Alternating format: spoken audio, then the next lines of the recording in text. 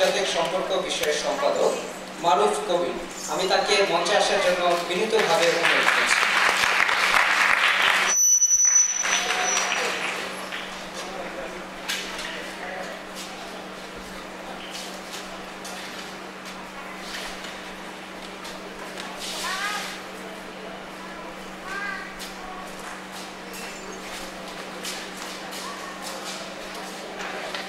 মাননীয় অতিথিকে ফুল দিয়ে শুভেচ্ছা জানাচ্ছে এবং সেই সাথে উত্তরীয় করে দিচ্ছে আমাদের ছোট্ট বন্ধু সুস্মিত।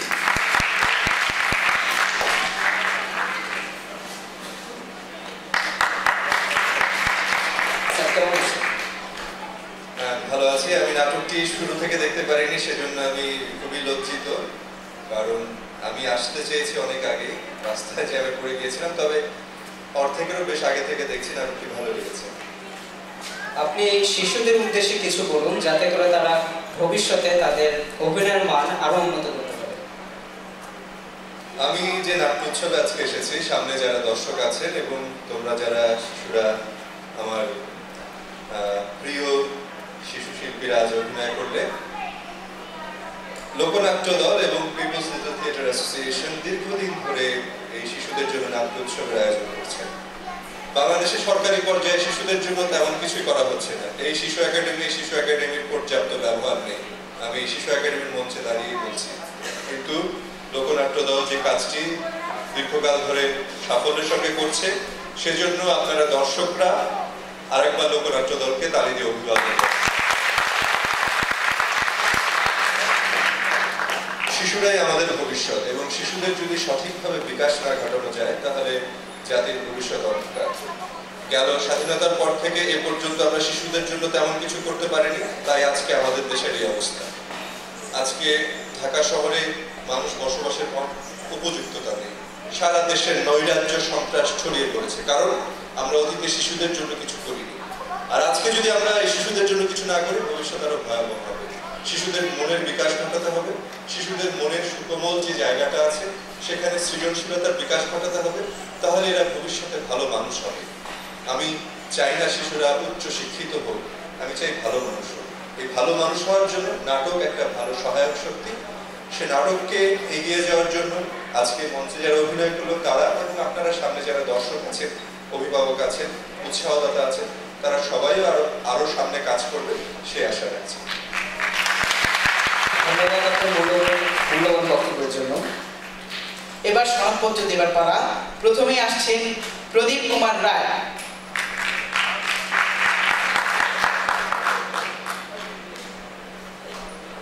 জেবিন আক্তার জুই,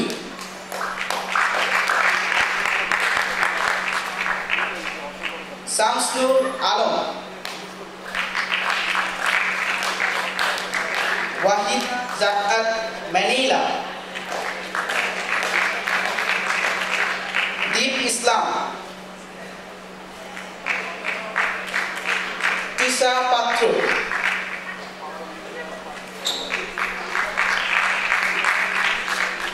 হিজল রায় তপু,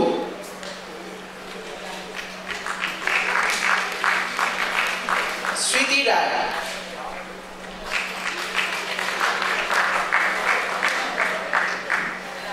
জাহিদ হাসান,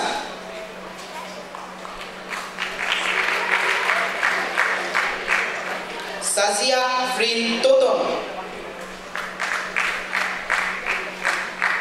হৃদয় কুমার রায়,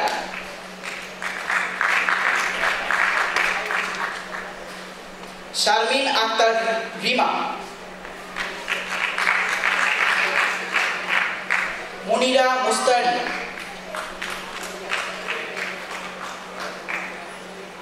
অনন্য অধিকারী,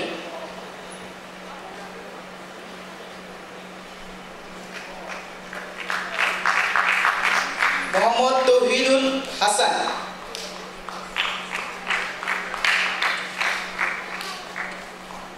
তন্ময় কুমার তনু,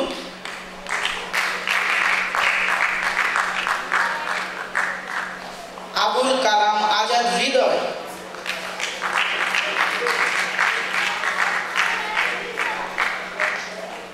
রোকেয়া তারমিন কেয়া,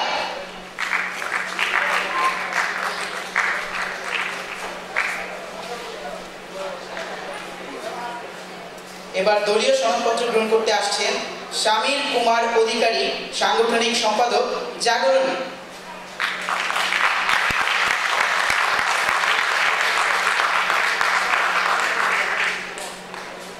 নির্দেশকের সনদপত্র গ্রহণ করতে আসছেন মোহাম্মদ নূর আলম মিলন।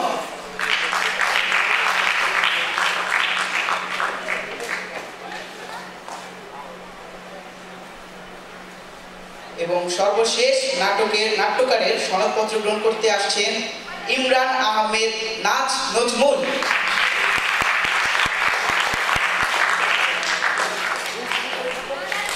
ধন্যবাদ। এবার আমরা সবাই মিলে একটি গ্রুপ ছবি তুলব।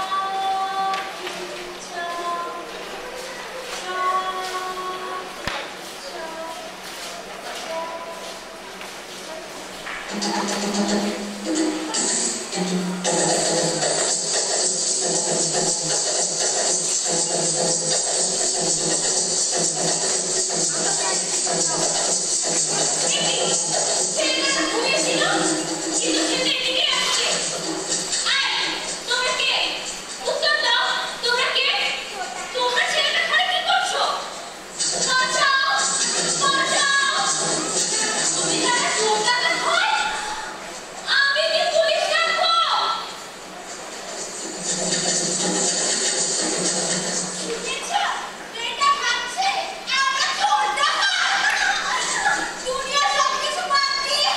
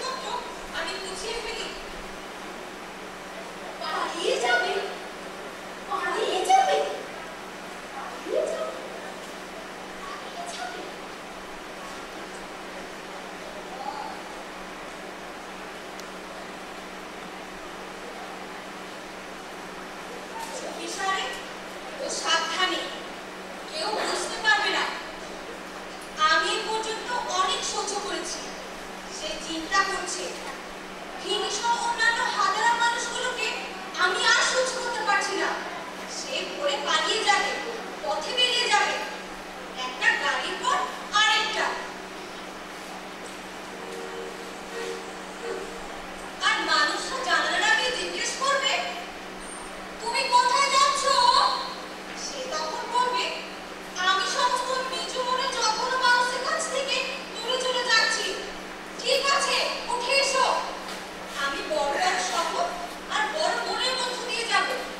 যখন সন্ধ্যা হবে কারো কাছ থেকে কিছু খাবার চেয়ে নেব আর রাতে ঘুমানোর জন্য একটা জায়গা খুঁজে নেব। কোনো অসুবিধে হবে না, যতক্ষণ না যখন নিচু মনের মানুষেরা আশেপাশে না থাকে। আমি অনেক অনেক দূর চলে যাব, কোনোদিন ফিরে আসবো না, কোনোদিন না। কালকে তারা এখানে দুঃখী চেহারা নিয়ে বসে থাকবো না দেখি।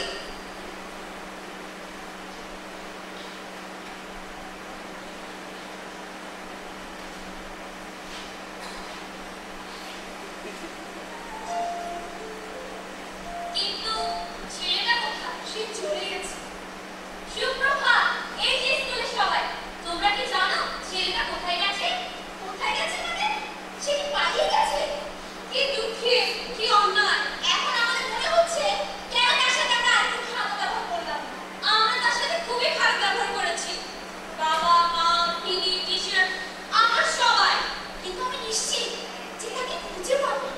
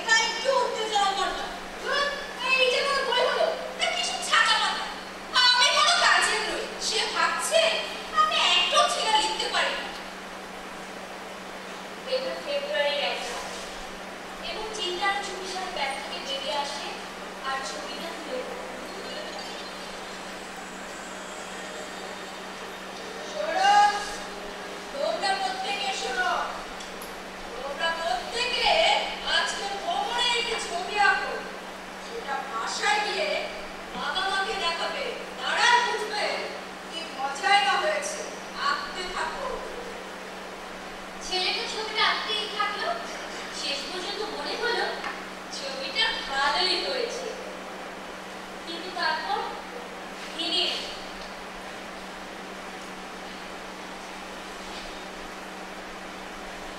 এটা কি দেখতে পাচ্ছ না? আমি বরফে দাঁড়িয়ে আছি। এটা এটা আজকের মেলার ছবি। আমার দেখা সবচেয়ে জঘন্য ছবি এটা। এই তোমরা ছবিটা দেখেছো? দুনিয়ার সবচেয়ে জঘন্য জিনিস। আমার টাকা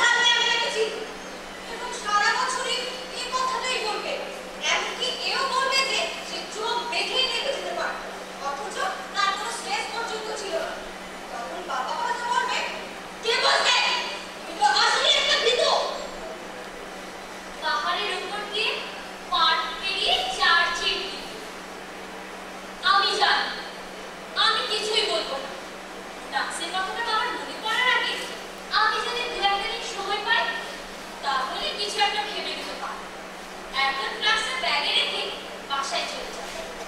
গোরস্থানের ভেতর দিয়ে একটা কবর ফুল আর পাতা ঢেকে আছে, কিন্তু আমি আমার বাড়ির পথটা পড়ে পড়ে দেখতে পাচ্ছি।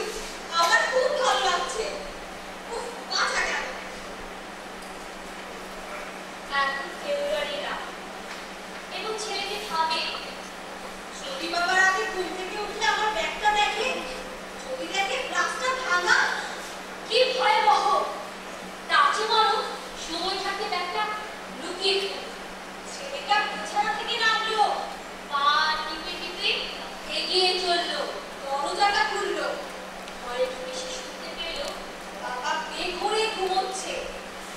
কাল ভোরে অ্যালার্ম বাজার আগে বাবা উঠবে না, ব্যাগটা ওখানে রেখে দাও। যেহেতু আমি কালকে পালিয়ে যাব, তাই কোনো কিছুতে যায় আসে না।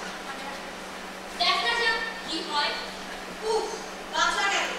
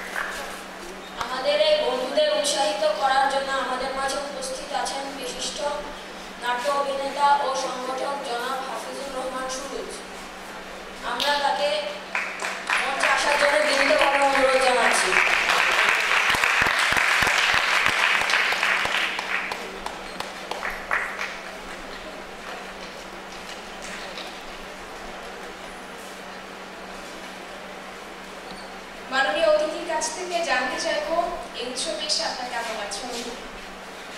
এখানে এসে তো খুবই ভালো লাগছে। আমি দুটি নাটক দেখলাম, এই নাটকটা এবং তার আগের নাটক। পিপলস থিয়েটারে আমাদের নাট্য আন্দোলনে পুরোদা ব্যক্তি আছেন লাকি ভাই। লাকি ভাই আমাদের আন্দোলনকে সারা দেশে যেভাবে ছড়িয়ে দিয়েছেন পিপলস থিয়েটারের মাধ্যমে, ছোটদের নাটকটা করছেন তা দেখে আমি অভিভূত। আমি খুবই খুশি হয়েছি আমাকে আজকে এখানে ডেকে আনার জন্য। তার জন্য পিপলস থিয়েটারের প্রতি আমি কৃতজ্ঞতা জানাচ্ছি। আজকে যারা অভিনয় করেছে, যদিও আগের নাটকের সময় মানুষ বলেছিল সামনে খুব দুর্দিন আমাদের চলছে বর্তমানে এবং আগামীতেও, আমি আগামীতে দেখছি নতুন দিগন্তে আমাদের নাটককে পৌঁছে দিবে পিপলস থিয়েটারের বন্ধুরা।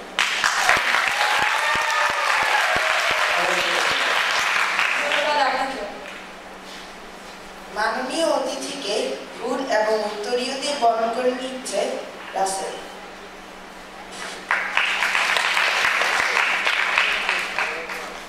সবার জন্য আবারও জানাচ্ছি শীতের রাত্রি নাটকটি পরিবেশন করলো পিপলস রিপার্টরি থিয়েটার এবং এই নাটকটির নির্দেশনায় ছিলেন আমাদের সবার প্রিয় মুখ লিয়াকত আলী লাকি আঙ্কেল। আর যেহেতু এই নাটকটির দ্বিতীয় শো এই উৎসবে, প্রথম শোতে আমাদের বন্ধুরা এখানে আছে শিপু, লোপা এবং দীপা, তারা একবার সনদ পেয়ে